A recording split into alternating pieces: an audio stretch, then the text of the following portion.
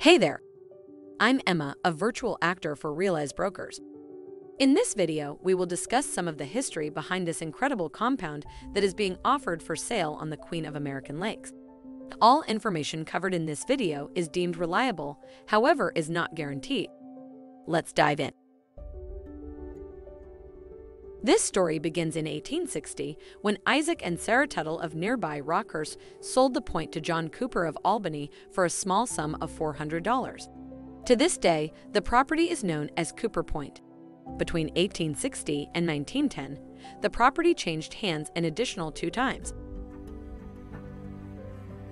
In 1910, Frederick Forrest Peabody and his wife Sarah Peabody purchased the lakefront compound. Mr. Peabody had acquired his wealth through a company, Clute and Peabody, which manufactured aero-detachable collars and cups. The Peabodys hired the services of Schermerhorn Construction to build the mansion in 1913. The Georgian-style mansion originally had 42 rooms, 20 bedrooms, 10 baths, and 9 fireplaces. Mr. Peabody was a distant relative to George, Charles, and Royal Peabody, who also owned lakeside mansions. In 1923, 3 prominent businessmen from Glens Falls, New York, Martin Wilmarth, John Loomis Jr., and George Tate, purchased the point from the Peabodys. The following year, 1924, the group sold it to William Carter and Frank Randolph of Houston, Texas.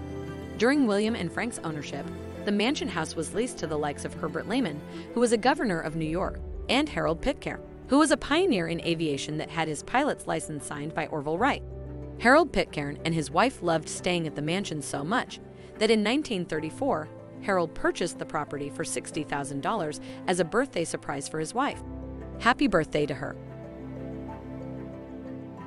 Harold Pitcairn was involved in the early days of the autogyro, which was the forerunner of the helicopter. In 1930, Mr. Pitcairn accepted the Collier Trophy from President Hoover on the White House lawn. Mr. Pitcairn was drawn to the Cooper Point property because it had a large flat area behind the beach where his autogyro could land. You can still see the metal anchors that are remnants of the helipad that served Mr. Pitcairn's autogyro at one time. Safe to say everyone on the lake knew when Harold was coming and going. In 1962, J.R. Earl of Lake George Village purchased the home, followed by Gene Black and Elio Mitchell in 1967. Mr. Black and Mr. Mitchell owned the property for approximately 35 years. Eventually, the partners sold off pieces of the lakefront compound as part of a development, the Green Harbour Cooper Point Acres. In 2002, the mansion along with the whole point was sold to Kenneth Erminger for over $3 million. Ken was a Syracuse native, local businessman, and real estate investor. Ken further subdivided the point to create 3 residential lots. The next chapter in the history of this property has to be written. This chapter could be all about you. What will the next chapter say?